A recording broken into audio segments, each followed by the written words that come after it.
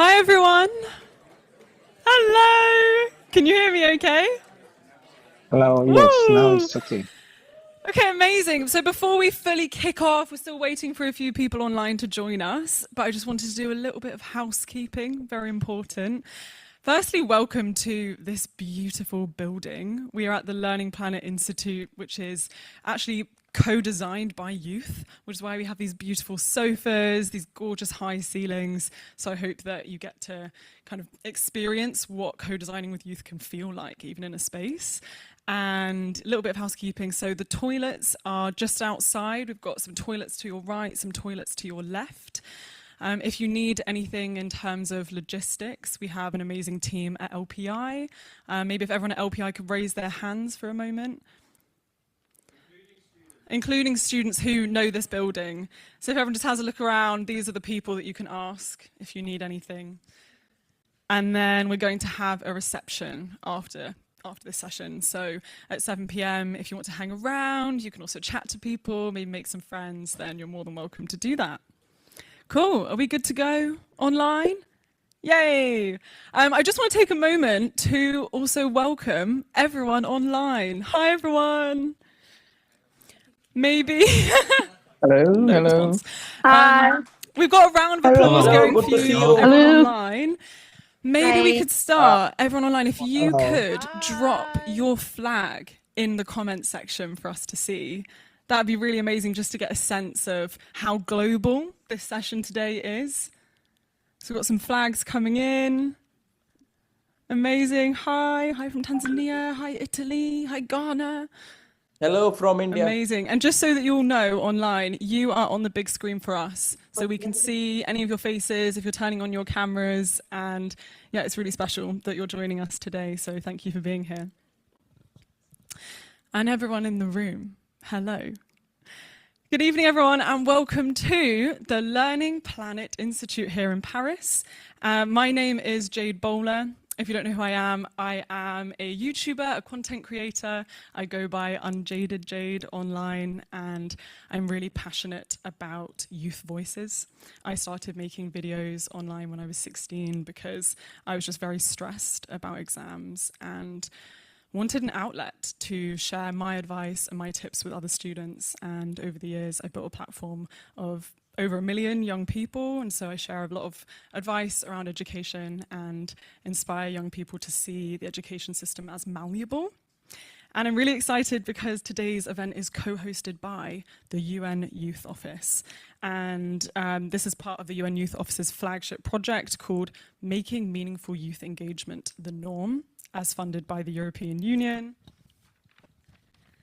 And this phrase, making it the norm, is really important because I think so often youth are consulted almost as an add-on to existing processes.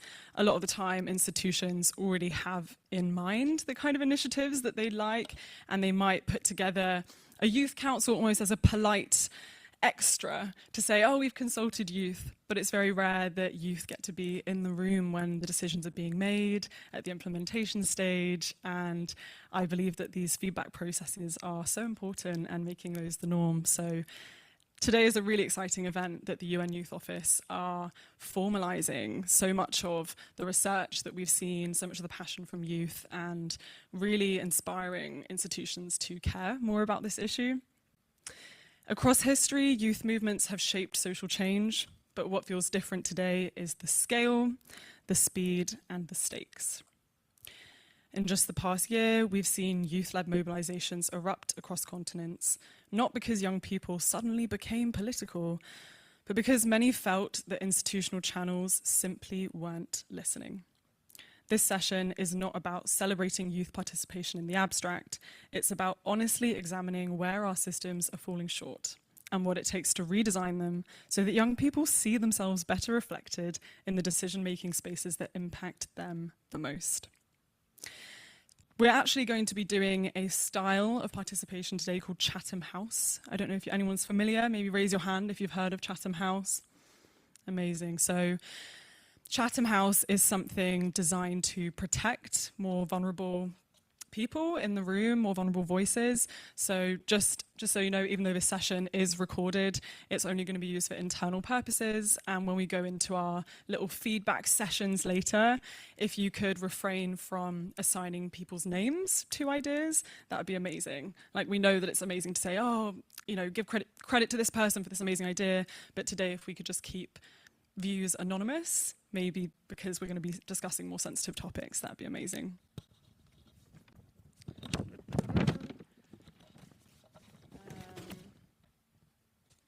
Sorry, I've got quite a number of pieces of paper today. Before we begin, I would love to take a moment where all of you, and all of you watching online, can just close your eyes for a second. If you feel comfortable, close your eyes. Maybe start to notice your body. So easy to be in our heads at these events. How's your body feeling right now? Maybe even notice your breathing for a second. And I want you to imagine a time where you felt really listened to. Maybe by a friend or a parent or a teacher. How did it make you feel? Maybe that person was making eye contact. Maybe they were repeating back what you said. That feeling is what we are aiming for, where our humanity is recognized in these spaces. So when you feel ready, you can open your eyes again.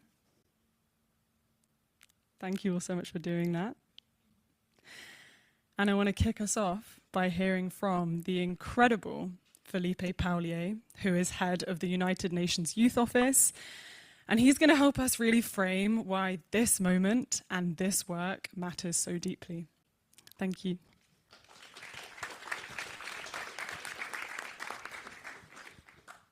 Thank you, Jade. And I think it's the first time I'm speaking in my role without shoes. So thank you, Francois, and everyone in the Learning Planet Institute for making that possible. And good evening, good morning, good afternoon. I saw so many flags there in those connected online that I believe this is really a global conversation. And unfortunately,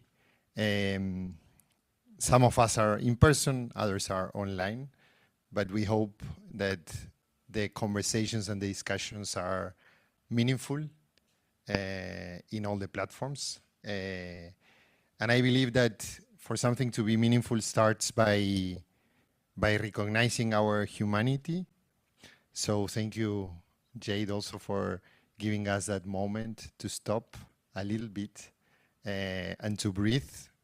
I think being here at this university, it's actually for us as a UN Youth Office very special, because it's one step more in a process of building a strong partnership with everyone that compose this Learning Planet Institute. And really, I'm thankful for you opening the doors of this festival. I want also to take the chance to recognize this initiative that started many years back, and that I'm sure every year is more and more substantive. And as we are partnering with LPI and broader different type of institutions to work on this vision of making meaningful youth engagement the norm, we thought that this festival was also an opportunity to really reflect and to have a space with young people to think about how all of these mobilizations that are happening in so many parts of the world. And last year we saw this very clearly in so many regions, sometimes labeled in a simplistic way, the Gen Z protests, but they are much more than Gen Z protests. They're actually young people expressing themselves, young people claiming to be part, and at the same time, our institutions failing to include them, and failing to make policies more impactful and more trustable. So, as Jade introduced, our office has been working for several months since the establishment of our office in this road to make meaningful youth engagement a norm. No? And of course, this could be felt a little bit an utopia, but utopias are what moves us. And of course, in terms of how to drive that into action, it needs many of us working together from different angles. It needs young people trusting this journey and building this journey. It needs institutions being open to share power. And of course, this also goes for the UN. It needs civil society to mobilize, to connect, to make global agendas local. And especially, it needs dialogue. It needs us to come together. Because the only way of building something that really everyone owns is through participation. And we started with a grant, and we're very thankful to the European Union, and allow me to also use this opportunity to recognize and to thank the European Union to support this initiative of our office. And from that journey, we continued to engage more and more partners. And I see here in this room the Club of Rome. I see Scouts, YMCA. I see UNESCO colleagues. And I'm sure there's much more around that I might be forgetting, and that's the problem when you start naming. So sorry if I forget some. But that's the way we believe we're going to be able to make this utopia real. And we are framing, and we're trying to put that vision into a concrete tool that we named the UN Youth Compass.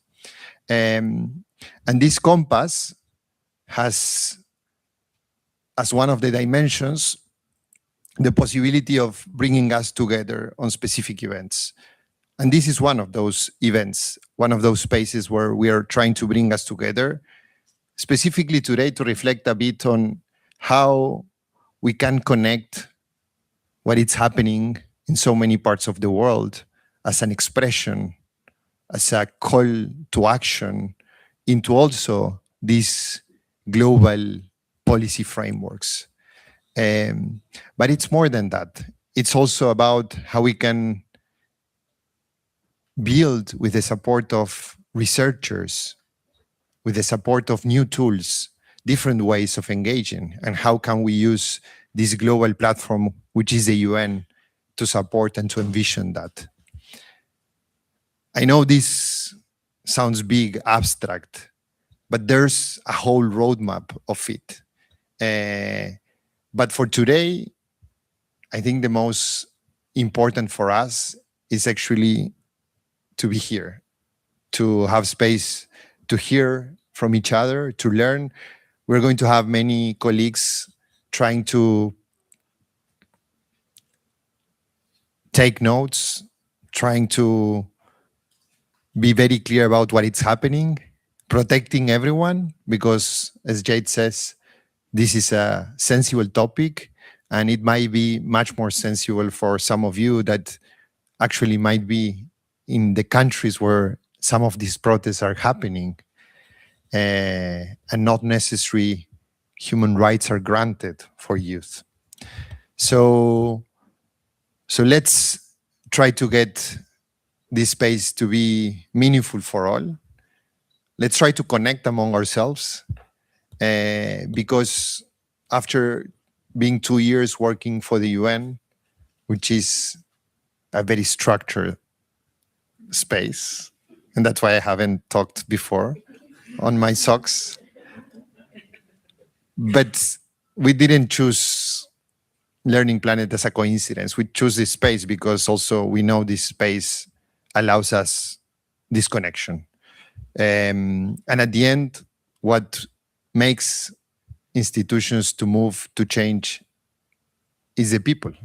So these human connections are essential to move us into that direction. So I stop here and thank you for the ones online, and some of you are joining very late from the flags I saw that were passing on the chat.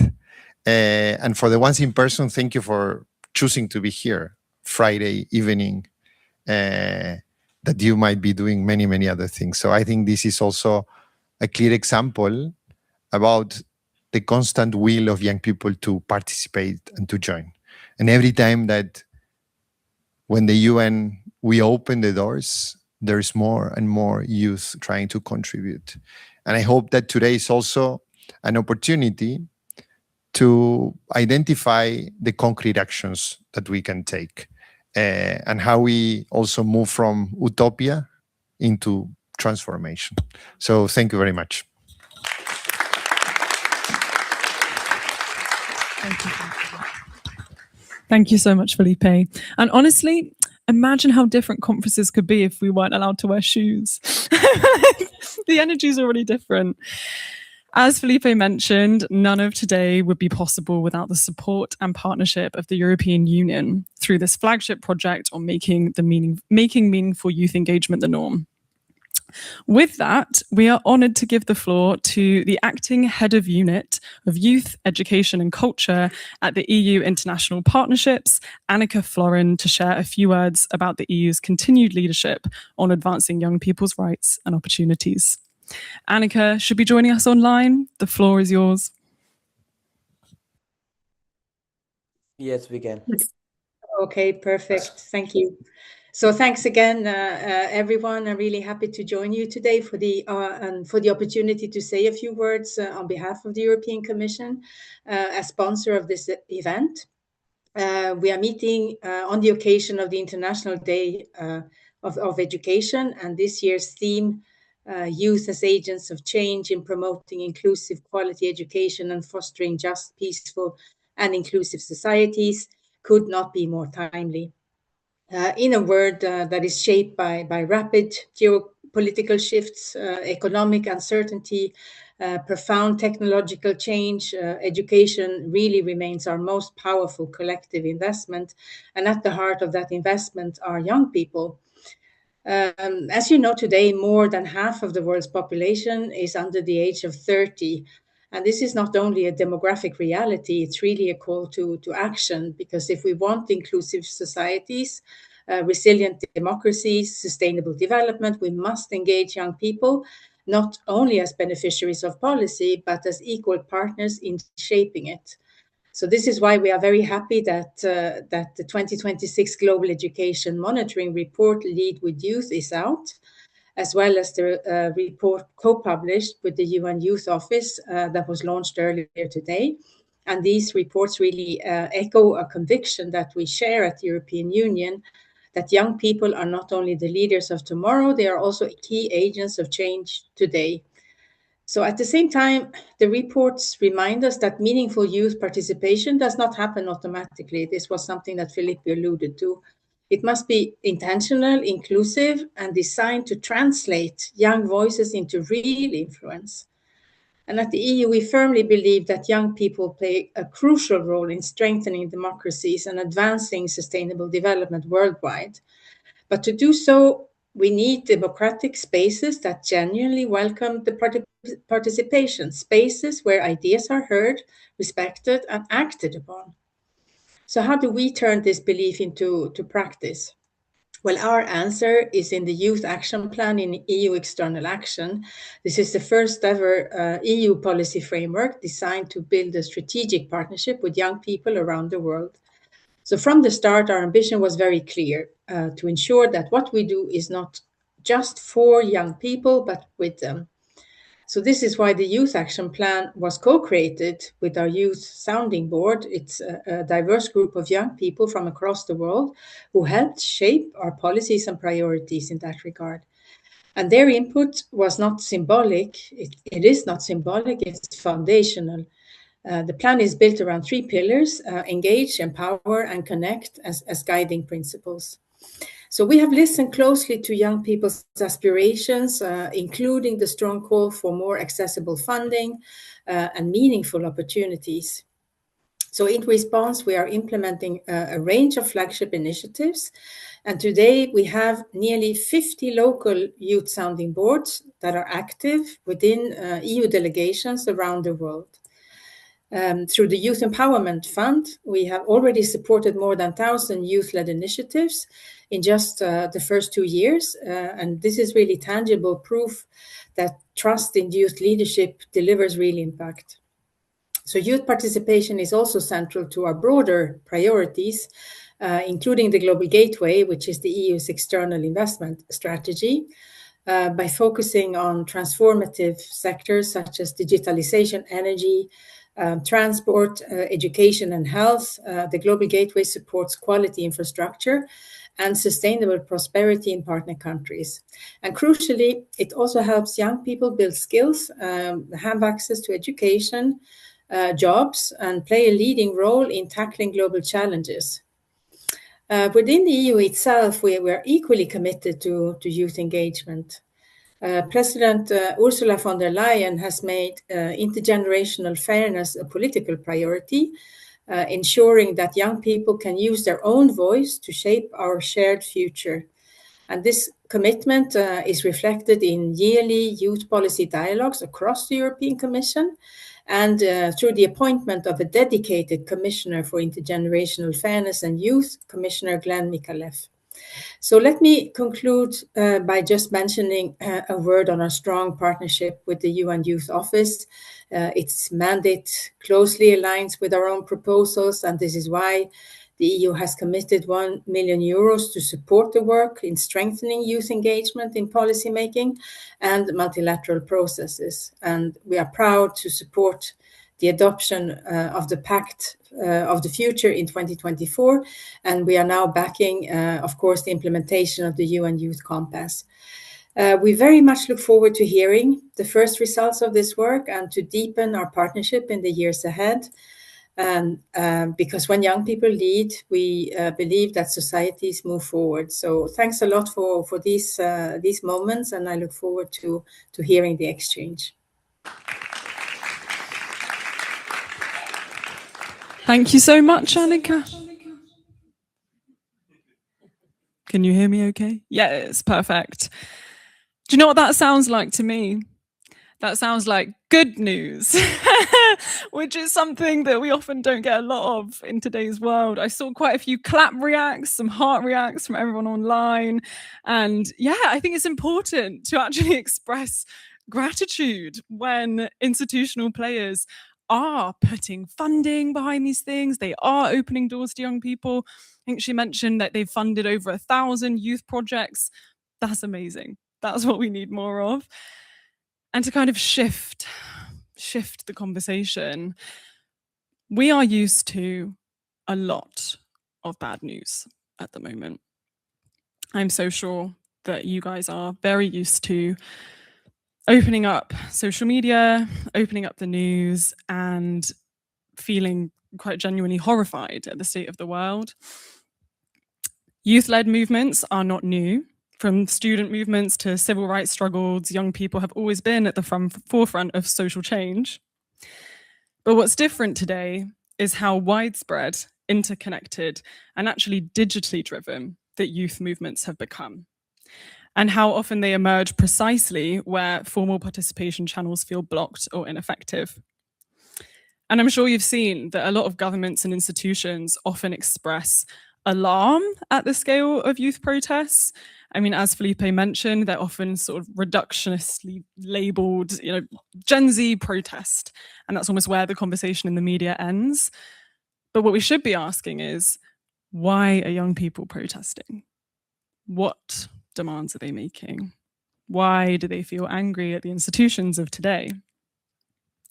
And so this next segment is all about listening and dialogue. And it's where we're going to hear some of your voices, where you're going to share with each other, and where you're actually going to be answering some really pressing questions around these issues.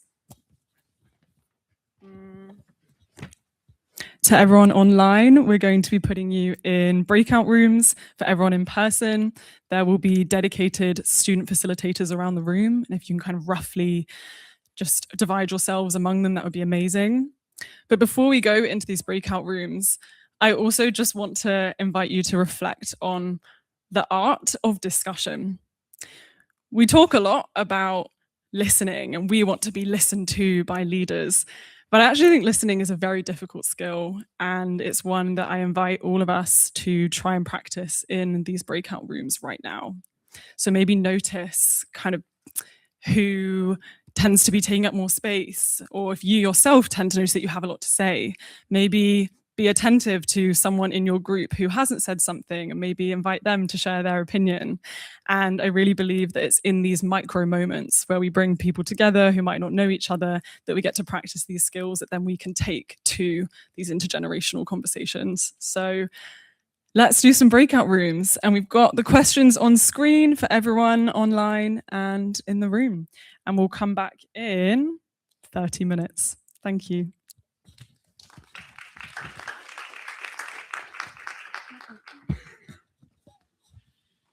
Cool. So these student facilitators are going to spread themselves around the rooms. Student facilitators, maybe put your hands up. Perfect. And I think we'll end up with groups of roughly 5 or 6. So if you just want to go to a corner of the room and find a facilitator. Thank you.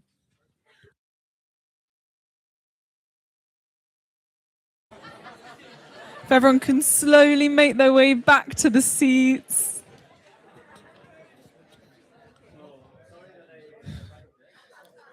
Hi, everyone online.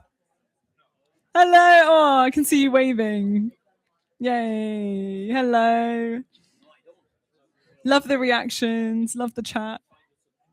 Thank you all for waiting so patiently for us. Really appreciate that. I hope you enjoyed your breakouts and they were fruitful. It's also amazing seeing in the chat online how many of you are already connecting, building these bridges. It's amazing.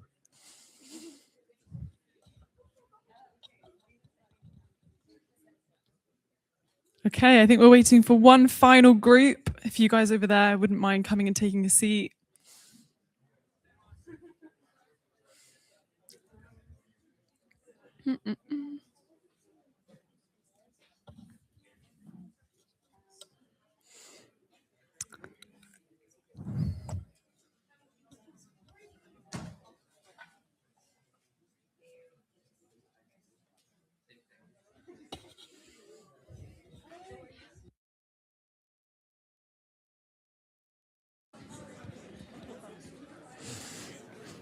Okay. Hi, everyone. Welcome back.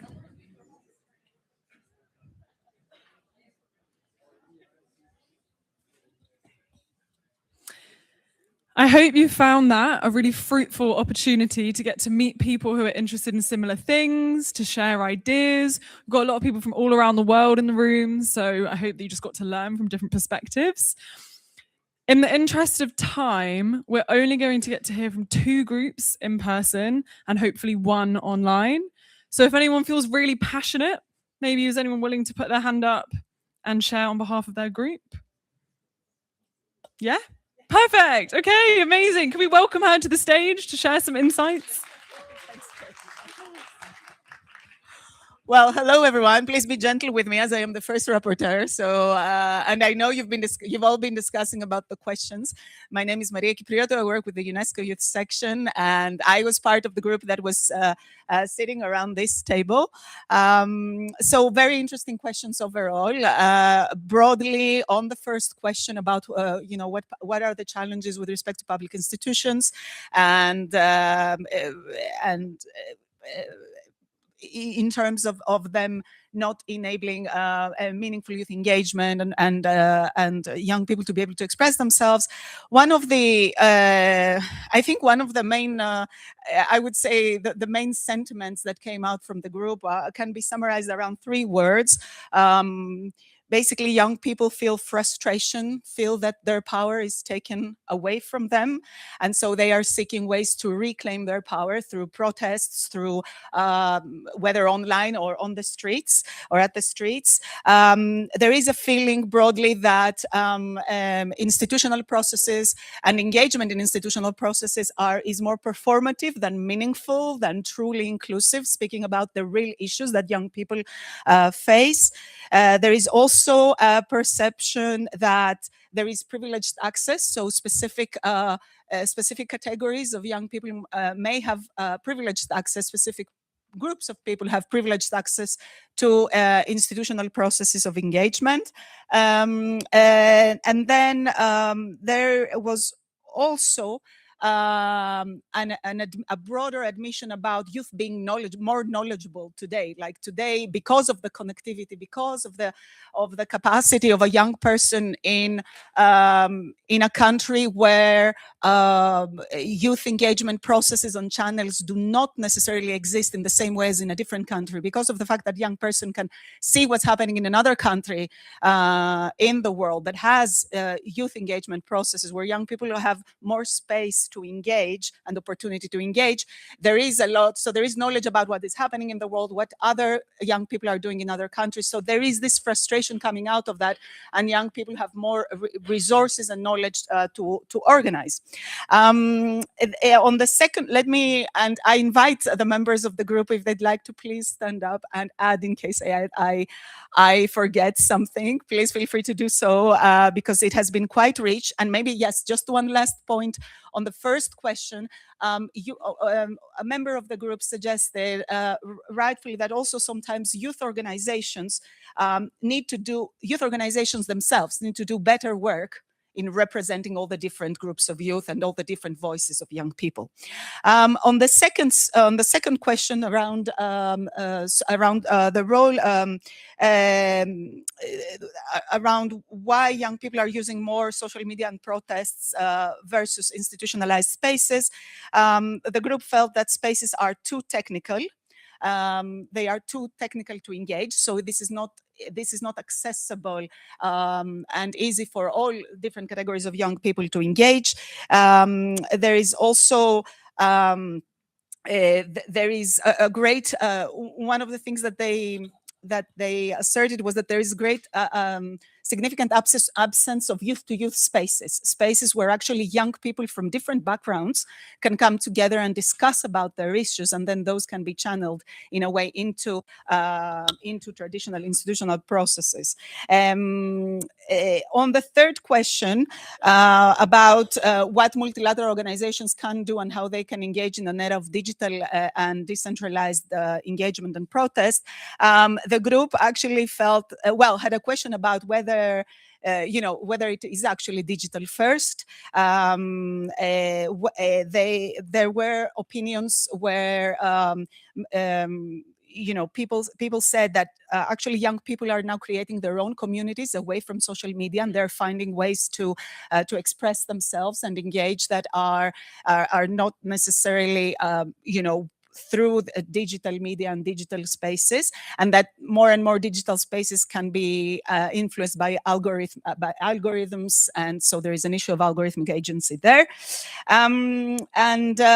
Again, in terms of what multilateral organizations can do, a suggestion was that it is important to create spaces where young people can really express themselves about their issues, their day-to-day issues, what is happening in their schools, what is happening in their communities, and not just bring young people to tell multilateral organizations what they should be doing about their global work.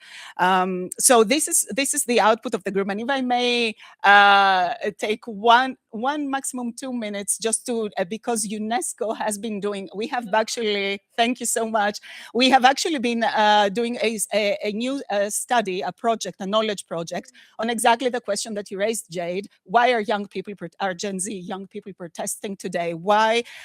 So we're looking into the motivations, what motivates Gen Z civic and political participation. We've launched a call for papers from Gen Z youth. We've received 2,000 abstracts. 2,000. Analyzing those abstracts gives us a lot of answers to these questions, and I can confirm that some of the answers of my group, of the group that I was in, are accurate.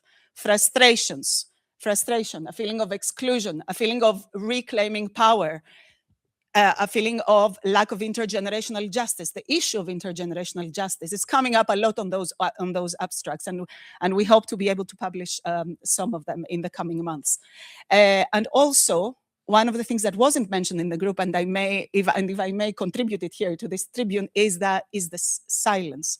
Is that a lot of young people choose silence, disengagement, because they are so fed up. They are so, they feel excluded. They feel they have no ways, even through digital media, even through the protests, even through institutional spaces. They feel that the best way is to be silent, and through their silence show that they are disappointed and disillusioned by the ways in which currently the public space is accommodating youth engagement and youth voices. Thank you very much. I would have more to say, but I don't want to abuse the time. Thank you. Thank you so much. To the group if they want to say something. Yeah, amazing. Thank you, Jane.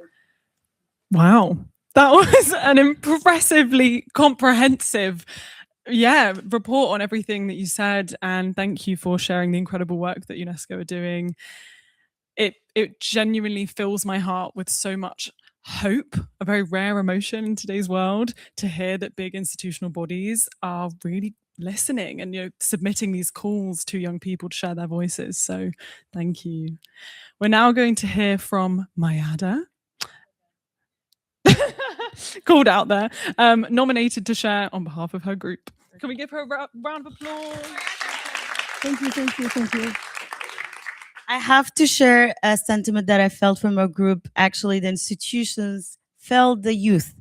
I will start with the recent protest reveal that we talked about: Iran, Kenya, Morocco, Sudan, and Bangladesh.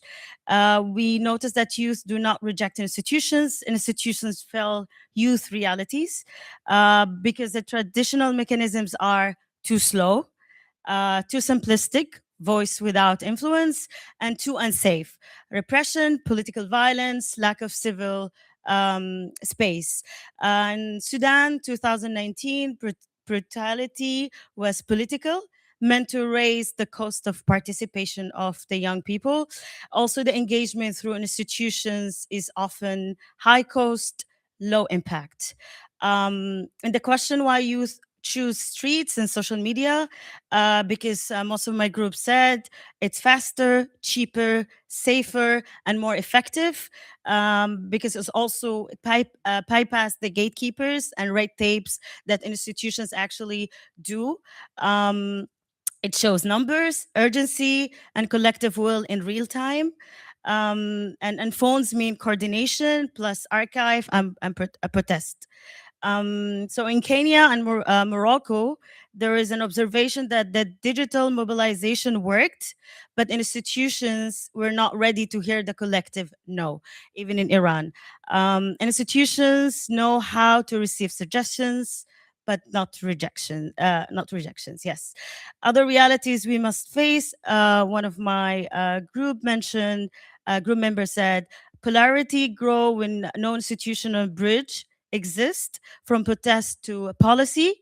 Also the double standards, especially from the Western hemisphere, when we saw the Palestinian mobilizations and how they've been treating the protest in double standards. The question of fear, freedom of speech become more evident more than ever. Okay. Peaceful change require power, willing to be challenged without force. So the last question, we didn't invest so much time of it, but the role of multilateral organization today is to shift from gatekeepers to enablers, to put the priority to protect civic space and safety, lower the cost of engagement for youth, and respond to and translate the protests into policy. And how to move forward with digital and AI, use the digital media for listening, not just communication, and turn like couple of examples like model UN from simulation into a real policy pipeline, and to use the AI to aggregate youth voices safely, reduce bureaucracy, and to create feedback loops. Yeah.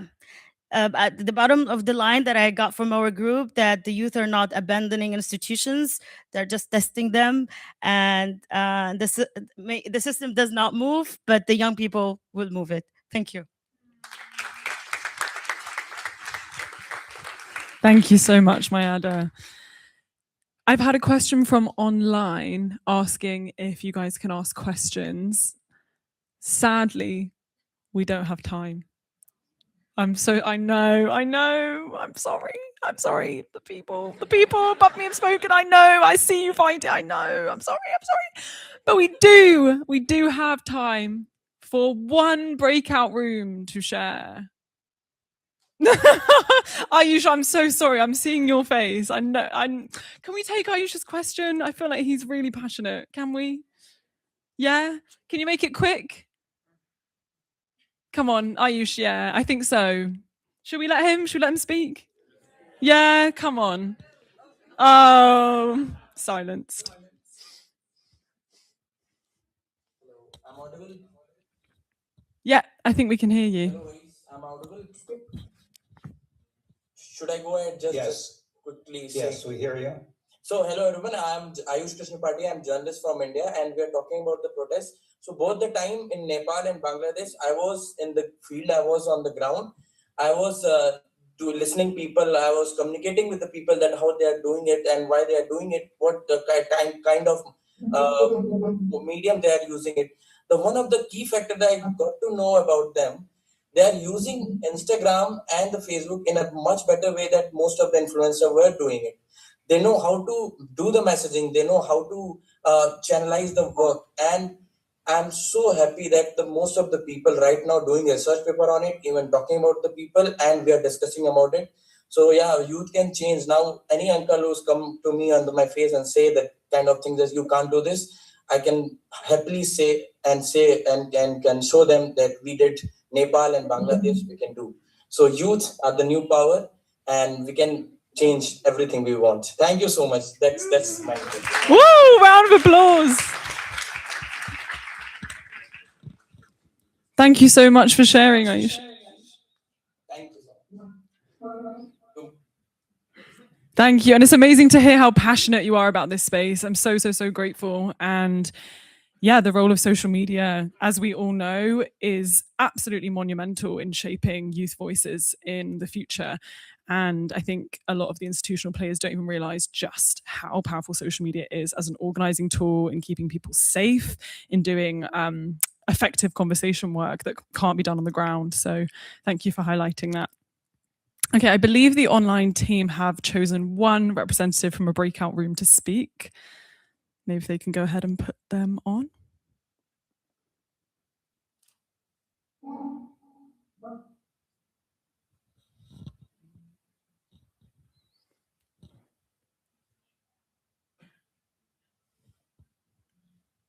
Am I right in thinking that you'll choose? Yeah, cool.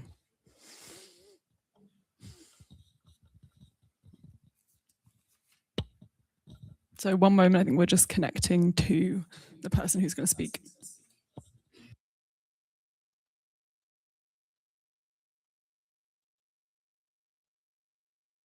Yes.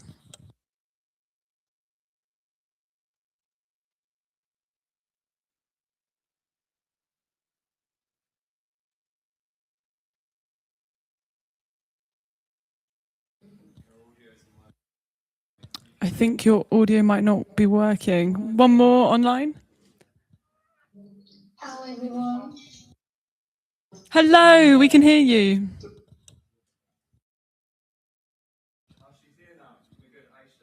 Aisha, take the floor.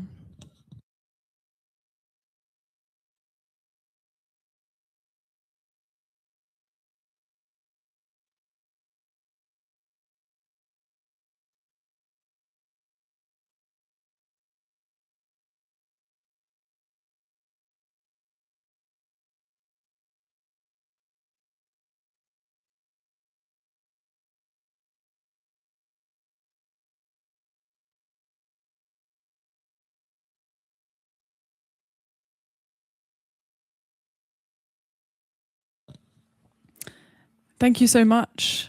Unfortunately, I didn't capture your name there, but we'll give you a round of applause. Amazing. And we're going to hear from Aisha.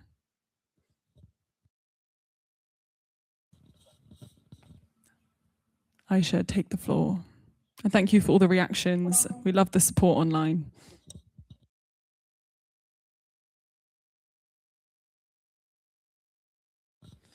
Hello everyone.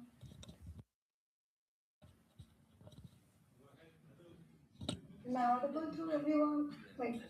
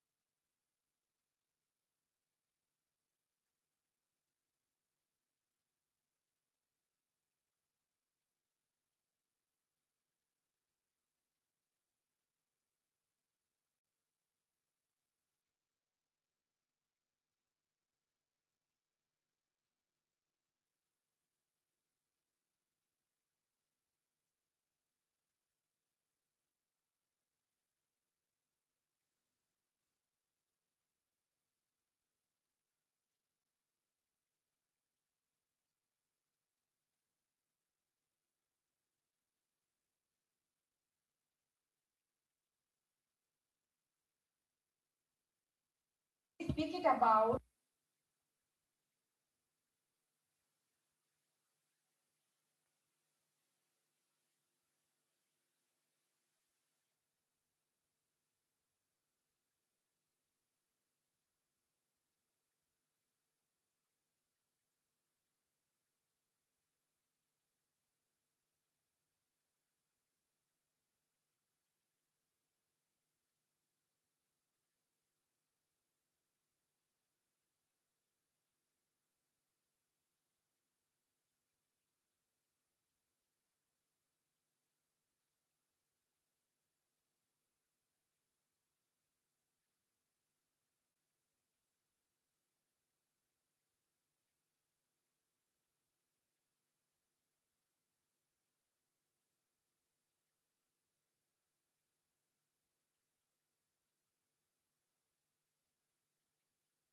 boys.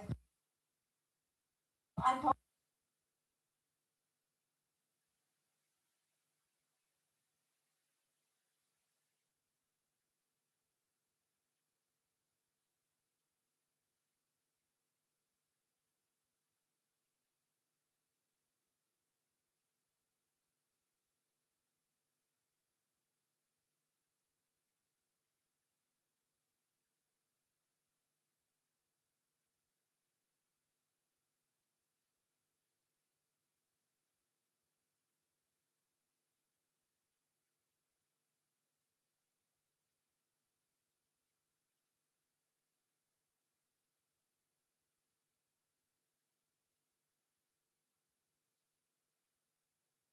you are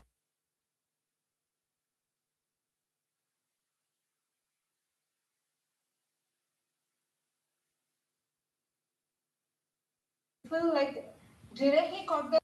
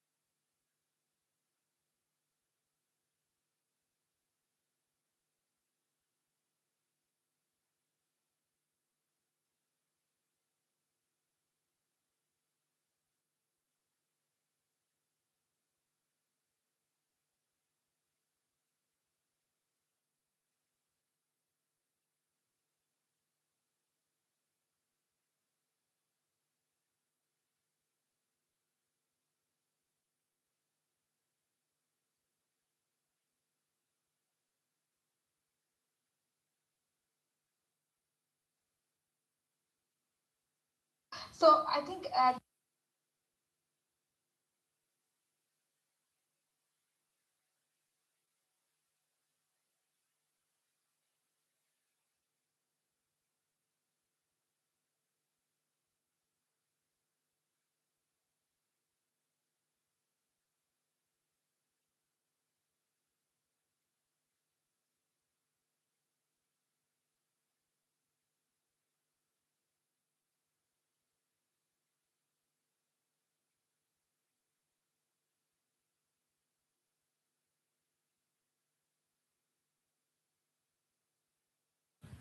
Thank you. Amazing. Thank you, Aisha. Round of applause for Aisha. Thank you. I really appreciate you sharing such a lived experience of these kind of abstract topics sometimes, and for really pointing out the urgency of youth participation movements. Thank you. We're a little bit behind schedule, as some of you might have realized. I think we're approaching 7 p.m. So we're about half an hour behind schedule, but we've got some incredible panelists coming up. So I would urge you to stay and listen if you can. We've spoken a lot about youth being needed, their participation being more needed than ever in decision-making processes. And I'm really excited because our next speakers are literally doing that exact work. They've invented the UN Youth Compass, which is a framework they're going to talk about more about how youth participation can be formalized into institutional processes. Can we welcome them on with another round of applause? Thank you.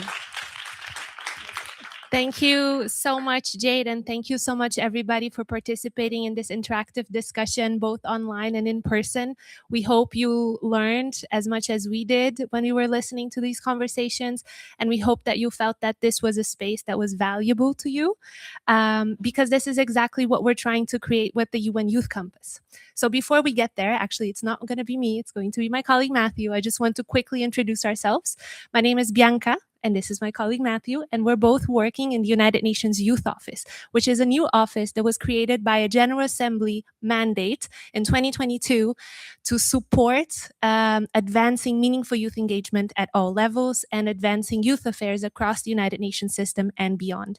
I mentioned this morning for those people that were in the event at UNESCO celebrating Education Day. We're not doing it alone. We're doing it with partners within the UN system, civil society organizations, national governments, and of course, at the center of everything we do is working with young people yourselves and youth organizations.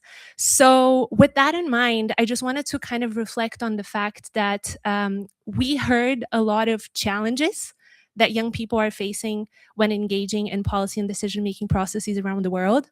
But from where I sit at the United Nations Youth Office, one thing that at least in my opinion, that I feel is that we've never been in a better place than we are today to really institutionalize meaningful youth engagement in policy and decision-making processes, because there is this overall recognition of the important role that young people play. Nobody can ignore it anymore. It's all over the news. You know, everyone knows that young people have power. Maybe some of them are not that comfortable with the power that young people have, but definitely it's something that cannot be ignored any longer. And this is what we feel at the UN Youth Office as an opportunity. And what is the role of institutions? That was the last question of our activity. So we were reflecting exactly at that. And we were thinking, what is something that the UN Youth Office can create to support young people, not to represent young people, but to create opportunities for you to represent yourselves in these spaces. So that's why we created the UN Youth Compass. And Matthew, over to you. Thank you, Bianca. So I will try to be very brief as well, because you've heard a bit about this from others, and more importantly, you'll hear from people who have engaged in different parts of this, which I think is the really important part of the work. But maybe just to say in a couple of words, our office launched this UN Youth Compass last year with this specific idea of trying to increase the inclusivity and diversity of young people who are able to meaningfully engage in policy and decision-making spaces at all levels. And we know that's a massive goal in terms of what we're trying to tackle together. But the idea behind this was really how we can capitalize on this momentum that we've seen, but also reduce the silos that we also see happening a lot of the times across these different spaces, and to try to better bring these spaces together as a space for shared learning, shared growth, and something that we can collectively move on together when we're talking about making meaningful youth engagement the norm. And I think one really important part about this, which I'm sure you'll hear a bit more about from others, is that the compass wasn't just about, of course, one key part of this is about how we equip young people and better provide access to information, opportunities, etc., but also about institutions. How do we better equip institutions with the right skill sets, knowledge, and capacities to effectively engage young people as part of these processes? Because as you've also heard from many people here, we know young people are waiting to come in and want to be part of this, but often there's barriers that prevent them from engaging.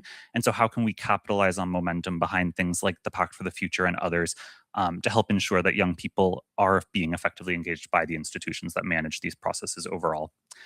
So maybe all of this, just to say that I think our vision for the compass is really clear in terms of where we're hoping that we can collectively take this together with all of you. But now it's really about the journey in terms of how we get there. We know this is an evolving process. A huge part of this is also about sharing, learning together, also hearing from young people who participate in these processes, learning what's working, what's not, how we can continue to strengthen this together. And I want to really also put this emphasis on the fact that this is something we want to co-create with all of you here in the room, but also online and around the world. A big thank you again to the EU, who's been an incredible partner and champion in this work, but also equally as important to the many UN partners, civil society partners, and most importantly, perhaps youth partners, young people, youth-led movements, youth-led organizations, etc., around the world who are continuing to prioritize engagement in these spaces, even when we know sometimes they don't always work exactly as we want them to. So with that in mind, I will pass it back to Jade. And as I said, most importantly, we're excited for you to hear from some of the young people and partners who have been engaging in different parts of this work over the past year.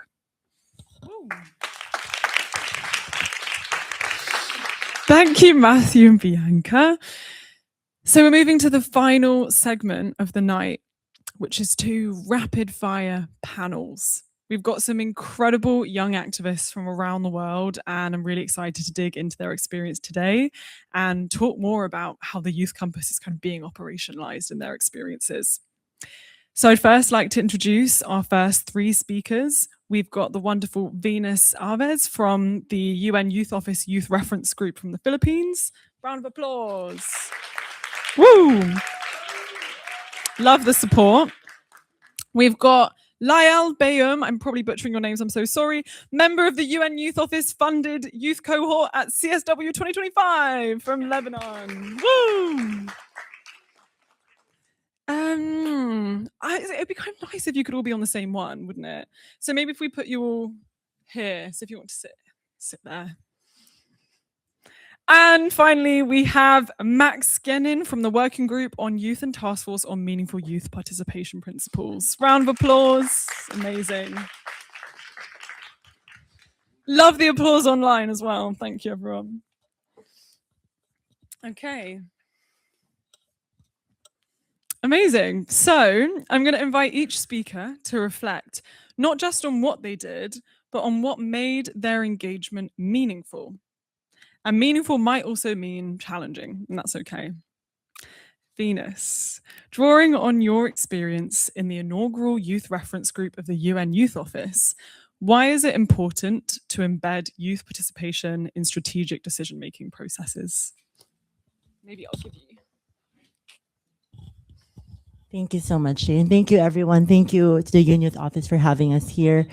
Allow me to respond to that question in 3 points. First of all, I think it's important because as we all know in this room, multilateralism needs us. Our institutions need us. The UN Secretary General knows it. All of us in this room knows it. We know it. But unfortunately, some world leaders are singing a different tune.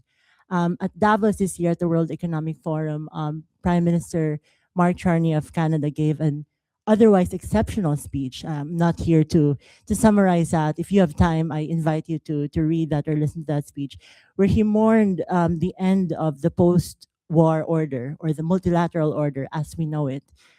He gave some very real points about where we're headed that should give us moments to reflect on. So world leaders are already offering their eulogies to multilateralism, but young people are just arriving to the party. They're already conducting the funeral, but we're just getting invited. And I think if our institutions want young people to believe in the UN, to continue believing in our institutions amid this exceptional crisis of faith in the world order, then you need to start or to continue offering concrete entry points for engagement. And that's the first one. And second, this is more for young people, really. And Mark Charney also said something, and I'm not a huge, I'm not saying, I'm not coming out as a fan, but he said something else that really stuck to me. So if we're not sitting at the table, then we are on the menu. I think young people are on the menu every day. We see as thousands of kids and young children being massacred in Gaza and in Sudan. We see this in how trans kids and young women are being robbed of their health care and their reproductive autonomy, and how our generation and all future generations are effectively denied our right to live in a livable planet. And if we do a little exercise and count the number of young people sitting in those rooms, I don't think we're going to come up with a very high number. And which finally brings me to my last point. Including young people is smart, common sense policy.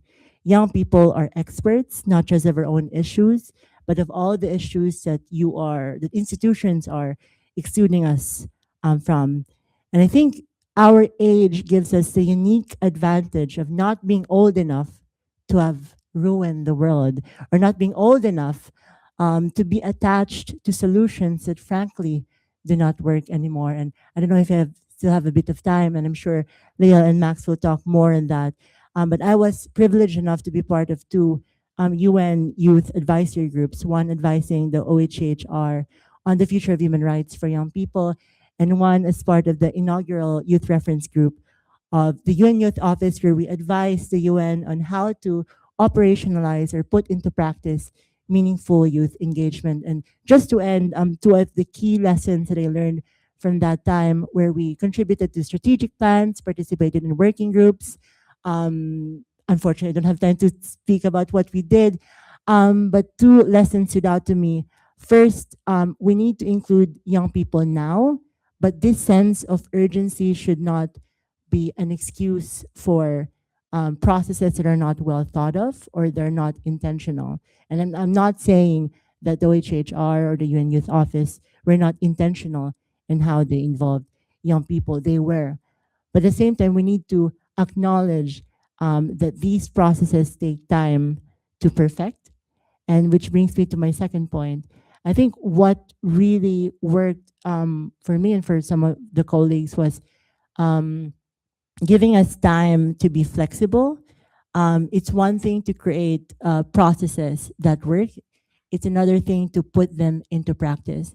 And I think what happened in that experience, it was a journey for us and for the UN Youth Office. We were learning as we were doing. And I guess this small piece of advice to other UN agencies or other countries who are taking on this journey of including young people is to not be afraid to make mistakes, because co-creating these processes with young people also means making mistakes with young people.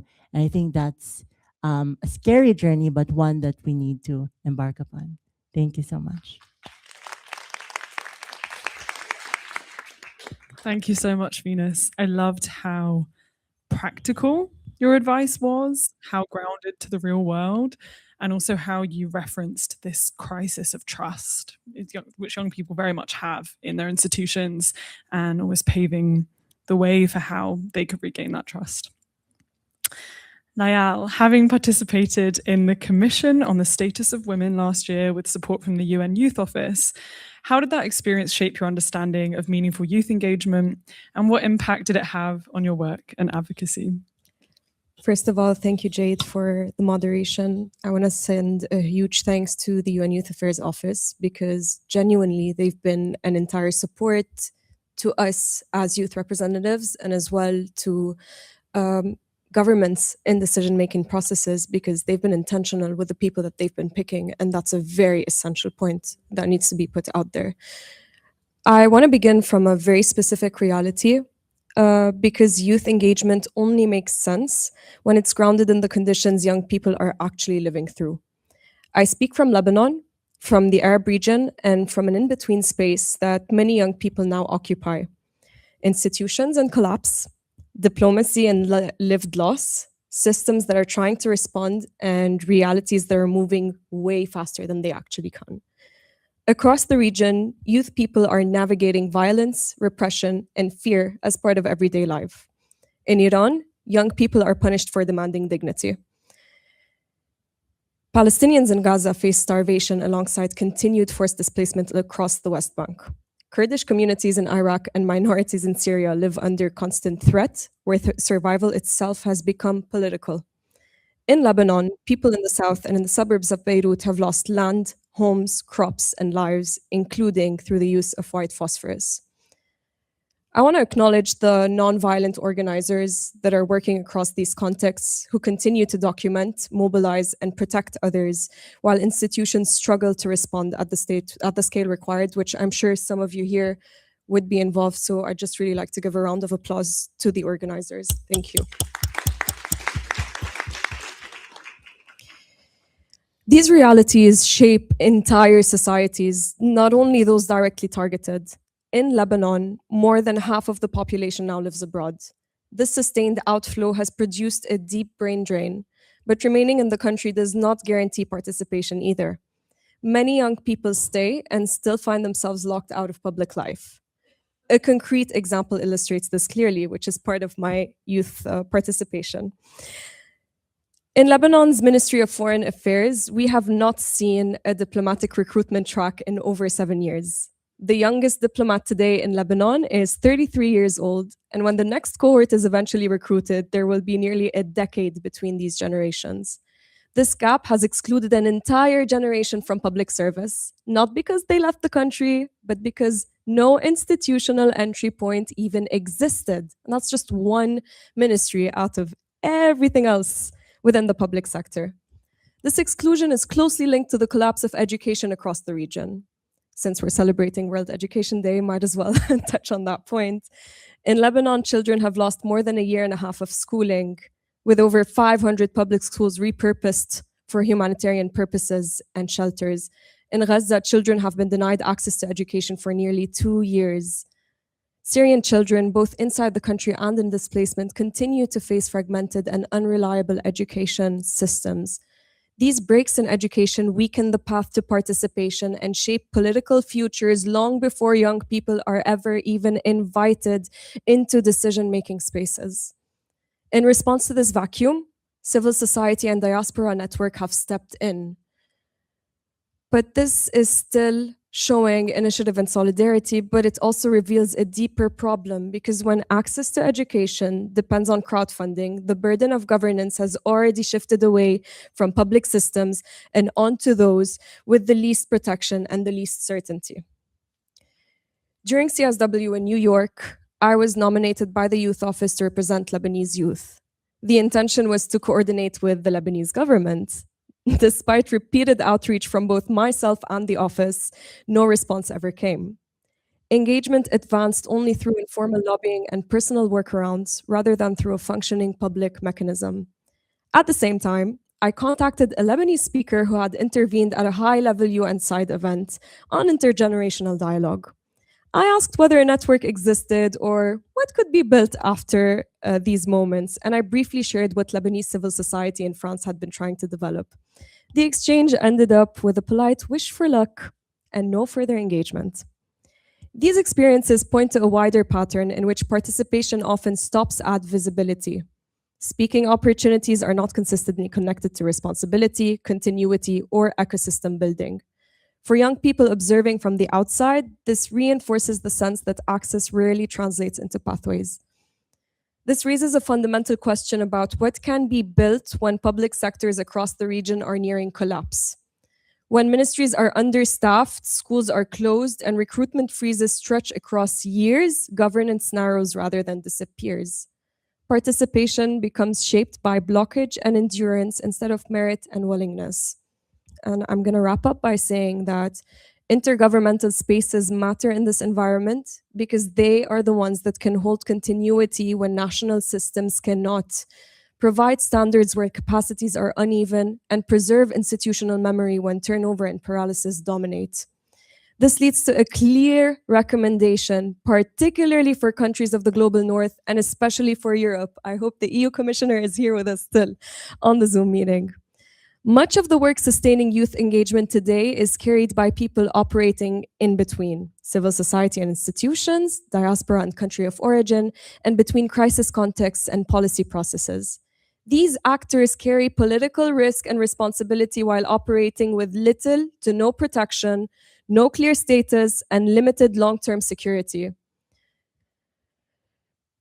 So my ask would be for the EU to consider is how would you grant protection to people like us who are trying to navigate these spaces in between, trying to coordinate between EU institutions and on-the-ground civil society grassroots organizations to be protected, to have some sort of a diplomatic immunity, and to be able to carry this work forward.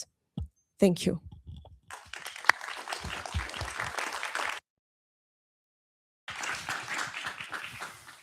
Thank you, Layal. I love the powerful question at the end. That was really important. Max, over the past year, you were a member of a working group that brought together different UN entities and young people to advance the implementation of the Pact for the Future. You were particularly involved in developing the core guiding principles for meaningful youth engagement. Could you share more about this work? Sure, but I just want to comment on Venus and Layal's. I think when you have these sorts of panels, people tend to look at you as like the leader of something, but this is duplicated in all of you out there times a million. And hearing what they're doing, what you all are doing, is what I'm about to answer, gives me a lot of hope. I think we're at a great time of institutional crisis, not just within this system, but globally. There's a lot of rising polarization, and it's very difficult, especially for young people. We already have enough problems as it is being young. Then you're compounded with, institutional blockages to try to make any solid change. That can be very frustrating for a young person. What I think we have hope in, outside of all of you, is the youth office. I'm not here as some lobbyist that's to sell the youth office to all you. But they did a really good job. They mandated in this working group youth representation out of all the UN entities. There was a mandate to be included. So much so that in some of our meetings, the technical experts out of those UN entities were not allowed to speak. They weren't allowed to input.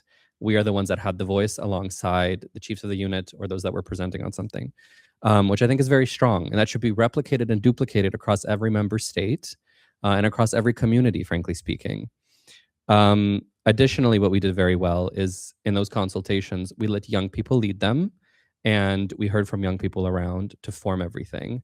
And we had a coalition of some member states that really supported this work that were interviewed. And they were really open to hearing our thoughts and hearing how we wanted to design. It was really a bilateral process between us and them that we would iterate upon. That was very encouraging because it was the first time that I've seen where you have a government power coming to the table with you, ideating these meaningful youth engagement principles, taking it seriously and giving you their feedback, treating you as an equal, which is essentially what we've been asking for. The other thing I wanted to say, though, is, oftentimes people will look to intergovernmental processes to the UN or multilateral fora. It's not the only place. I say this ad nauseum because I think people forget that the UN is a fantastic organization. It does act as a convener and a facilitator. However, you all have your own domestic systems. You have local communities that you can go to that all engage bilaterally, trilaterally within their own systems and with the UN and other multilateral fora. That is just a strong enough a place to make strong policy impact and to make your voices heard. I also think sometimes young people need to assert themselves way more. Sometimes these sorts of authoritative positions, it's very difficult to come in. You may feel shy. You may feel like you're stepping out of bounds. And I just invite people to ask themselves a fundamental question, which is, why do I feel bad for advocating for myself? Who socially conditioned me to feel bad about that? And I think that's just the nature of how our social system functions. But I really want to applaud Felipe and the entire UN Youth Office team, because I think they did a stupendous job and with the limited resources and time that we had to include us. And I can only hope to see that we magnify that 10 times over with not only his office, but globally here on out.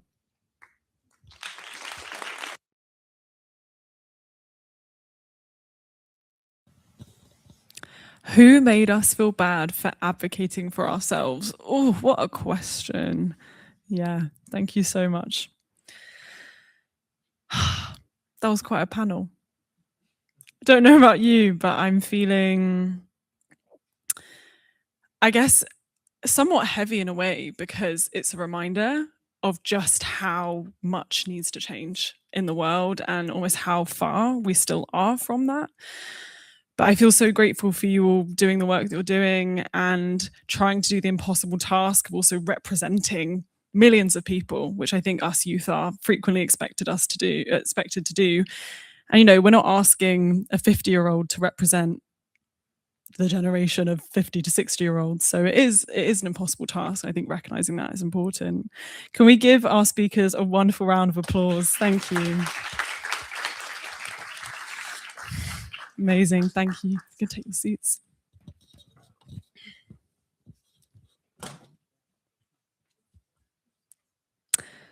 Our first panel focused more on global frameworks, and our final panel is going to bring us closer to mainstreamed implementation. Because meaningful youth engagement doesn't sustain itself. It requires knowledge, capacity, data, institutional commitment at national and local levels. So today I'm going to be asking our next panelists to share one concrete example. Oh my God, getting emotional. Something tangible that shows what it looks like when meaningful youth engagement moves from principle to practice. So I'd love to invite to the stage, we have Jacob, Zakira, Nolita, and Laura. We give them a big round of applause. Thank you.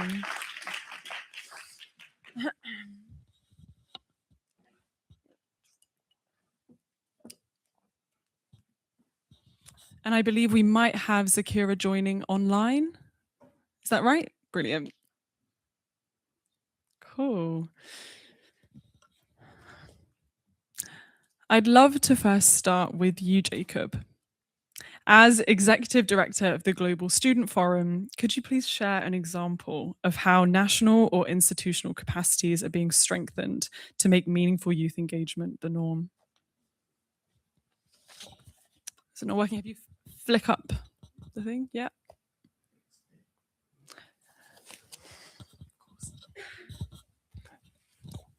Thank you. Yes. So I think I want to share the story of how we worked in the Global Student Forum with the UN Youth Office. So to those of you who don't know, the Global Student Forum is the world's biggest umbrella organization for student organizations. So it's really trying to bring student organizations together across the world. So a lot of people might not know the Global Student Forum itself, but they know organizations who are members of the Global Student Forum, because it's really trying to say, how can we bring student organizations at a local, at an institutional level together with what happens at a national level, at a regional level, and in the end, to what's happening at the global level. So I think when we started engaging with the UN Youth Office, we were talking about, okay, how do we make this journey of bringing the perspectives of students on the ground in the classroom to these big UN processes that the UN Youth Office is working on. So there was this whole thing about how do we translate this extremely difficult language sometimes that happens in the international space into something that's tangible for people, because we know it has an effect on their life, but we need to make sure that the concerns that they bring up, that the problems and the solutions that they propose on a local or national level get translated into language and mechanisms that can actually have impact there at the global level. So I think we also brought this to the UN Youth Office and to the people who were there and said, this is also what we're bringing to the table. This is also what we're doing. So we experienced a lot of understanding of kind of like that we took a lot of time sometimes to bring perspectives back because we needed to bring it back to consult with people. So I think this kind of the journey of taking something that's highly abstract or far away from people's lived reality and bringing it to people on the ground takes time. But if the institutions are ready to take that time and ready to support in translating these big and complicated mechanisms into something that resonates with people on the ground, then it is actually possible. So I think for me, that is the one concrete example I want to mention. Amazing. Thank you so much for sharing. And it's so wonderful to hear positive representation of like how it can be done, how you can be listened, and how the abstract can become something more concrete when the dialogue is happening. Thank you for sharing. I'd now love to go to Zakira, who is joining us online. Zakira, reflecting on your participation in the first ever high-level meeting on youth at last year's UN General Assembly, how did the meeting contribute to advancing meaningful youth engagement at the global level? The meeting was historical and marking a new era of making youth leadership the center stage, but also a shift, a structural and political shift in how youth engagement is positioned within global governance. The meeting happening during the General Assembly, the high-level week, in the presence of state members, decision makers, who were there to report on their progress and their mechanisms on youth engagement, but also placing youth very strategically in these key moments in allowing their interventions, their remarks, and making youth's presence very visible. I think that signals, that indicates that the issues of youth can no longer be a conversation that we can have in parallel or in side events. It is the center of every issue we have to address, whether if it's the issues of development, peace, or human rights. And also that event moving forward, it moved the conversation from should we include youth to how do we include youth? How do we make meaningful engagement of youth possible? How do we make our mechanisms better? And most importantly, the meeting consolidated political will and created a momentum of institutional follow-through, which is an incredible beginning point for making meaningful engagement happen if we also address the structural challenges that exist for youth's meaningful inclusion on national level. But I think that all of this also reflects a broader reality that we are at a moment where it has become impossible to ignore youth. It has become impossible to continue with the long-standing marginalization and exclusion of youth that have continued for decades. We see the youth's inclusion, their visibility being normalized, but also witness political will, which I think happens because of top-down level efforts like the UN Youth Campus or meetings like that, or just generally on multilateral level pushing for it. But also it's because this generation of young people, they do not settle for less. They will not wait to be included. they change the whole what political participation looks like, what inclusion looks like. They lead revolutions, they organize, they mobilize. And Bangladesh is one of our recent examples. So I think that has become an issue of, it has changed the whole equation, and it has become an issue of institutions' survival, their relevance, their sustainability.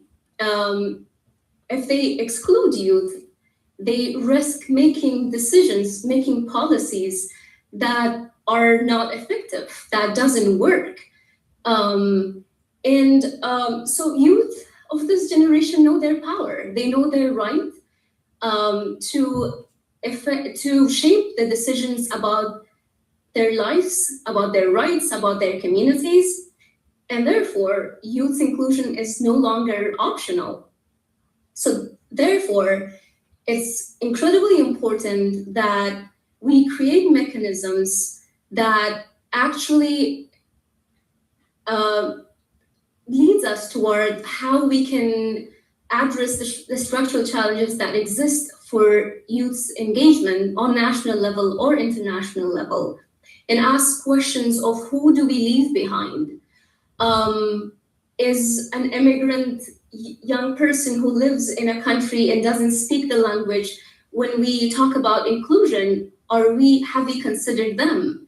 Have we considered a young woman in Afghanistan who doesn't have access to internet or a phone, or just the issue of intersectionality in lived realities? As we create spaces, as we create mechanisms, we have to ensure that the quantitative indicators of measuring impact, we should look beyond that, and have a deeper analysis of the nuances as we try to meaningfully engage youth.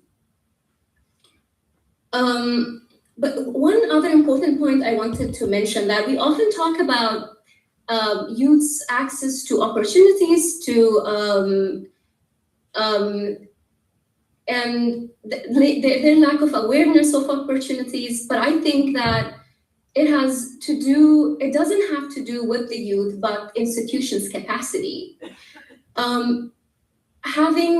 Working in Afghanistan, being the receiving end of the state's intent to engage youth in efforts and programs to engage youth, I have learned that while states might be interested in engaging youth, they often they lack trained staff, clear mandates, mechanisms, or tools to measure impact beyond participation numbers. And if we want to move forward, we need to understand how do we strengthen the capacity of states to be able to reach youth everywhere and engage them meaningfully. Thank you. Amazing. Thank you so much, Zakira. I really appreciate the call for intersectionality, particularly when we're creating these reports, these measures. Like, how can we ensure that, as you said, we're including the voices that are the hardest to reach? I think someone who could potentially speak well to that is our next speaker, Laura. Laura, a new global education monitoring report on youth engagement in education policy and decision-making was launched earlier today. Could you share a bit more about what this report explores and why it matters? Absolutely, and thank you so much for having me. A brief introduction about who we are, because all of you might know us. I work for the Global Education Monitoring Report. We are an independent report hosted by UNESCO, and we have the mandate to monitor progress towards SDG 4. So that's a very big task with a lot of responsibility, but I think that you need evidence and you need data in order to take decisions.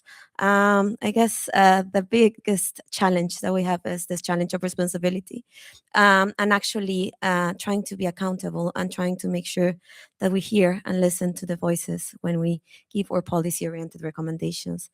We launched today in the morning a very important report in partnership with the UN Youth Office process. It has been a 2-year process with a lot of consultation, co-design. I think we have gone up the ladder many ways and many steps. I think that is a very, very good contribution. The process was done through a series of surveys. So first of all, we developed a survey addressed to governments. Out of the 193 UN member countries, 93 responded, so it's quite a good rate. But then, of course, if you ask only the government, then you only have one side of the story. So a lot of the governments were saying, yeah, we have those mechanisms, we have a lot of things in place. 1 out of 3 actually said that they have formal mechanism, just talking about the first question that we were referring to. But then we wanted to see the other side of the coin, the other side of the equation. And then we asked youth and student organizations. Asking them was not easy, because then you need to have them representative and meaningful. And as our director was saying today, youth organizations have many shapes and colors. So what we try to do is go to the meaningful representative. I think, I don't know if I'm allowed by the rules to mention my colleague, but we went to umbrella organizations, global organizations, nationwide student organizations. Why? Because they have formalized mechanisms to go to the governments. That means by no means that protest, activism, social media is neglected. It's a different way, but just to capture it in a form of an indicator and a measurement is just quite a monumental task. And we were actually discussing how can we actually improve this to capture the views of those that are not necessarily represented by these organizations. What did we found? We unfortunately received less responses from youth and student organizations than we would have hoped. In a lot of the cases, and I was talking with my group, is because in some countries these organizations are not existent, or because they don't have the space to operate. But we did found that 6 out of 10 had been consulted, but only 3 out of 10 actually felt that their inputs had been actually taken into account. So that gave us a lot of food for thought for the future. The report, and I invite you, it's at our website, invites you with some policy-oriented recommendations about how to advance meaningful youth engagement. We also have a mapping of global youth and student organizations, and we have a very fun illustration, and I will conclude with this. Basically, you see, we consulted and co-designed this with youth. We're trying to maybe propose a new ladder, because we think that is not linear. So with our young people, with our young colleagues, we proposed a roller coaster, because there's a lot of ups and downs on the way. But I think at the center, as this shows, it's a matter of leading with youth. It's this idea of intergenerational dialogue. It's this idea of partnerships. It's this idea of funding, of course. But then there's this idea of interpretation, representation, and inclusion. So I really invite you to access and consult this report. And I hope that it will not stay, as we say, on a shelf, but it actually will be helpful for you, and we can carry this work going forward. So my report will be looking at the shape of the post-2030 agenda, and we really hope that the voices of youth will be at the center as we start having the discussion. So that will be it. Thank you, Laura. Maybe Jacob, do you think you could maybe hold it up to the camera so that everyone watching? Yeah, I don't know if we can get a zoomed angle. Very, very good. Quite Personal nice. assistant. Yeah. Can you see online? Some of us went to an amazing event. Yeah, there we go. We can share the link, maybe. You can download it, and it has the recommendations at the back. Brilliant. It's a This is really even amazing better. illustration. Yeah, we've got some heart reacts. Amazing. Thank you for sharing.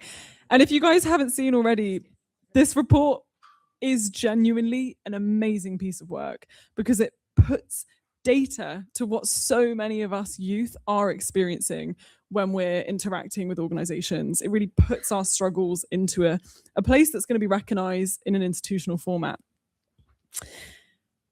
Let's go to our final panelist. Nolita, please could you give us one example of how the Club of Rome is supporting the advancement of knowledge and capacities for meaningful youth engagement? Maybe share a bit about yourself, your background, what brings you here. Oh, I have the opportunity to share about myself. Interesting. Hello, good evening. It is an honor to be able to share about the work that we're doing with the UN Youth Office. I think for many of us this evening, we've heard from a lot of our peers about like the challenges that they're facing, but also they've been like interesting questions. I'm going to steal a little bit about what my friend Max said about the fact that the opportunities to engage in the national level are just as valid, just as important as the opportunities to engage in the international level. But as Zakira said, she had a question about how do we make this more mainstream? How do we create processes? How do we support the creation of processes so that even more young people are able to participate in the decision making and participate in these important processes? So I will take the opportunity to share about myself. I'm the principal for Thank you. I'm the principal for cultural transformation at the Club of Rome. And for the Club of Rome, much of our work centers around intergenerational leadership and how to make it mainstream. So not an ambition that's going to happen in the future. It's not about future leaders, but it is about the practices that we have today. What can we do today to really open that space for leadership between the generations? And it's because we believe that to meet the most ambitious goals that we have for the Sustainable Development Goals, we really need to have everyone's hands on deck. And so that's why I'm so excited to share about this work that we're doing with the UN Youth Office that aims to advance the ambition of Action 36A from the Pact for the Future. Again, Max was in the team working on some of this work. And the pact outlines that governments agree to establish mechanisms to consult with young people. So the agreement is there, apparently. And they agreed to provide us with meaningful opportunities to engage in national policy making and decision making, and that the UN has also committed to supporting governments that request the support to develop these mechanisms. And so this is what this project that the Club of Rome is doing with the UN Youth Office is going to be responding to, is how can we start to support governments to create these mechanisms. And so we've begun and we have embarked on a concrete process to map out what works in youth engagement. This is a study in decision making and looking at what it would take to expand or create these mechanisms in different contexts. And so for the past few months, the UN Youth Office with countries and country teams has created a survey that they've shared with countries so that they can start to share some of this information, put in the links, the data, all of the work that they've been doing. And over the next period, we'll be conducting interviews and having discussions with countries to understand more about what they have seen to work, what they've seen to experience as challenges, and also what they have already established. Because some have already established youth consultations, some have established advisory boards, legal frameworks for participation, et cetera, et cetera.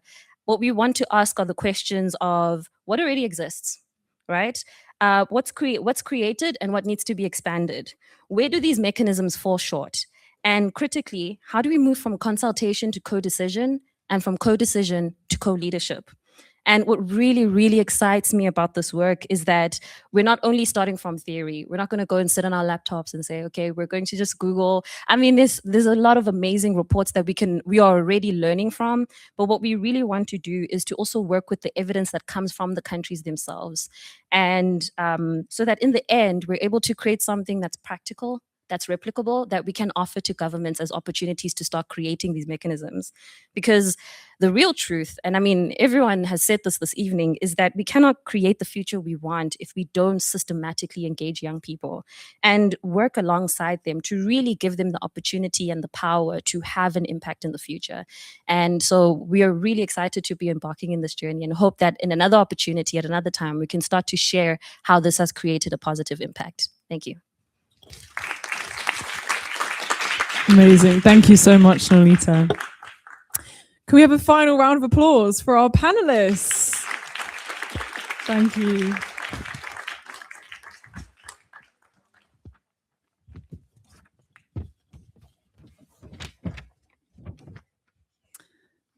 Over the past 90 minutes or so, we've moved from protest to policy, from frustration to frameworks, and from lived experience to concrete tools. One thing feels clear. Young people are not asking institutions to speak for them, they're asking institutions to change with them. It was incredible to hear about actual frameworks that the UN Youth Office are creating with the Youth Compass. It was really incredible to then hear from young people, from all of you watching online in the comment sections, getting to hear some of your voices. And I know that some of you have had your hands up for such a long time, and I do see you, but unfortunately we don't have time. But I really do appreciate you passionately wanting to get your voice heard. This is what we need, more energy of that. So hopefully you can take that to the forums in your countries or spaces that need to hear from you. So thank you. Thank you to everyone who is here today. I really appreciate you participating in this conversation, for your thoughtful listening skills, for all the voices that you contributed in the workshops. And we're going to hear some final words from two final speakers. First, we're going to hear from wonderful Francois, who is the head of Learning Planet Institute, where we are today. So if we could welcome Francois to the stage. Thank you, Jade. Thanks to all of you that have participated in many different ways. Some of you, taking the mic, others writing comments or, discussing in smaller groups. I think, this was an amazing moment. And I feel it's, at least for us, a founding moment. But, hopefully, for you, one more step in the right direction, Felipe and all the team, and all the young ones that you have invited to contribute over the months and years. It's been a short couple of years, but it's already amazing what has been done. There is this poet from the 18th century Germany, Hölderlin, that says, "Where danger grows, what saves also grows." I think where I would rephrase his poem saying, "Where danger grows, youth's voice grows," and because you see the danger. I mean, obviously, they are very clear. You have to be blind or pretend you're blind not to see them. But coming together is the best way to make a difference, and that's what you've been doing. Some of you in the streets, some of you here, some of you online, some of you in different places. But you are not taking no for an answer, and I think that's the best news. I come from biology and evolution. We have a great French philosopher that is 104 and is still very young at heart. And he advocates for the metamorphosis. And the metamorphosis is interesting. How do you go from a caterpillar to a butterfly? Well, there is a few cells in the caterpillar that, are waiting for their time, and then they are not waiting anymore. And then, they transform the caterpillar from the inside. And then, they go from this voracious being into, one that flies around and start doing, making a difference. And so I think that's more or less what's happening. Some people call the butterfly effect, and, in a chaotic world, if you're a butterfly, if you flap your wings in the right place, you're going to make a difference. So I see, many of this is happening as we speak. And I see the passion that all of you have. This space, I'm glad that we hosted this event here because this space was designed by students for students. And, I think we just launched yesterday the Learning Planet Academy, which is the space where, if you want to learn to do a few more steps in that metamorphosis, you'll be more than welcome. And we would be honored to have you. And I know some of you already asked me if they can come for a master or a PhD or work with us. You'll be more than welcome because that's what we need. We need your energy and we need to learn together. I think, none of us has the answer to that metamorphosis, but all of us can contribute to it. And what we're trying to do here is co-design physical, digital space, institutional space, and diplomas where instead of competing for yesterday's knowledge, you can be invited to cooperate to build the future. And we try to invite the students that don't want to be best in the world for the old world, but want to be best for the world of tomorrow. So, thanks so much for being here. I won't be longer because I'm the last or the one before last before the drinks. And I want, of course, to give Felipe the chance to do the concluding remarks. Thank you so much to all of you. And thank you, Felipe. Thank you, Francois. And it's hard to speak after such a bright mind, if I have to say. I was thinking what to say as you were talking, and this has been like more than 90 minutes, Jade, I have to say. We're fully out of time. Thank you for a wonderful moderation, for making this dynamic, for putting this needed very positive energy. Thank you to all the panelists, but special thanks for the 128 that are still online. Yes, it's because it's really important for us that you're there, and I know it's never easy to follow, and I'm really sorry for those that were willing to speak, but we didn't have the chance, and I believe that as everything we do in the youth office, it's always a learning experience. So to learn about how in following spaces, we can give more space for those online that are actually much more than the ones that we were in person here. Thank you to Bianca and Matthew, and on them, yes. And on them, I'm very proud of the team in my office, in our office, in the youth office. It's not my office, but it's my team, and I'm very proud about that. The office is of young people, and I hope young people feel that this is their office. And what we're trying to do, and this compass, and I think to conclude today, I will steal a phrase in a roll-up in a banner here that says, it's time to mobilize collective intelligence to tackle the SDGs. Yes. And I would say when we are building this compass, and I think it's a bunch of people coming together from very different sides, doing a lot on the day-to-day, on their space, on what they know how to do, but they're coming together with a common goal. And what we are trying to do as a very lean and agile, if I had to say, at the end, very small team, but agile and lean sometimes look are a more positive way of thinking about an office. It's really mobilizing this collective intelligence that is across all of us. And we're strongly convinced that the momentum is now more than ever. So thank you for coming together. Thank you for the upcoming spaces you're going to join us. I hope many more. I hope you continue to trust in us as a partner. And let's now, for those here, we're going to enjoy some drinks together. And for those online, I hope it's not so late there and you can also close this evening in the best way. Thank you very much. Jade. Thank you. Okay, before we all run to drinks, 2 points. First point, if you're interested, there is an online event with the Global Student Forum tomorrow at 3 p.m. You can find it on the Learning Planet Festival website, and it'll be an amazing opportunity to continue these discussions, have your voice heard in a global format. So if you're interested, definitely sign up. Secondly, to prove that you were here until the end, come and take a photo. If we get all of you in front of the screen, all of you online, if you want to turn on your cameras, we're going to do a big photo. So yes, and thank you so much to everyone involved in organizing this, tech team. Sorry, I should have done that. Big round of applause. Thank you, everyone.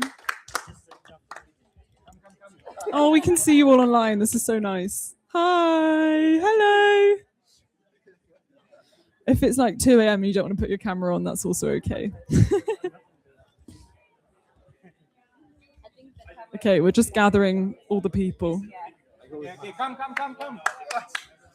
Look at all your smiles. Hi. Hello.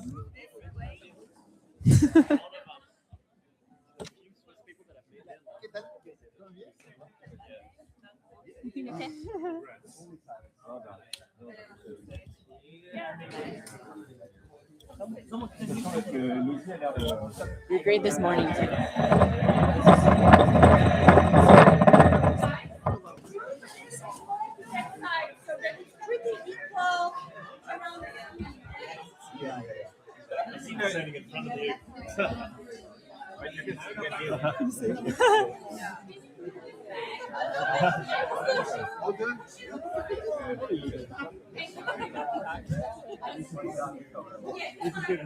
Maybe some more. More to that side, and don't be afraid to stand a little bit by the TV as well. I will not. Get ready, everyone online. Get ready. Yeah, maybe we can duck down a bit so everyone online can be seen too. I can see them wanting their moment.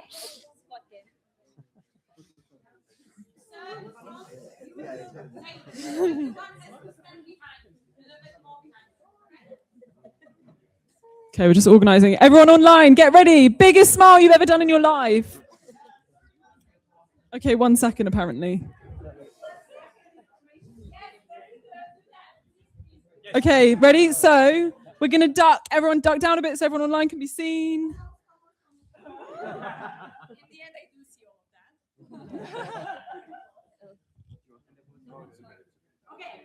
Okay, ready? 3, 2, 1, smile.